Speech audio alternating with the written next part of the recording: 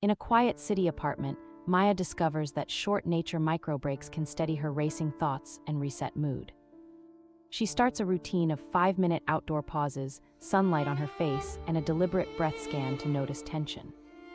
Within weeks, sleep improves, irritability drops, and a calmer pace threads through work chats, meals, and evening walks. The story illustrates a practical framework: choose a microbreak, anchor it to a cue, and reflect on sensations afterward. Tips include consistent timing, journaling one line about mood change, and gradually stacking these breaks to build resilience.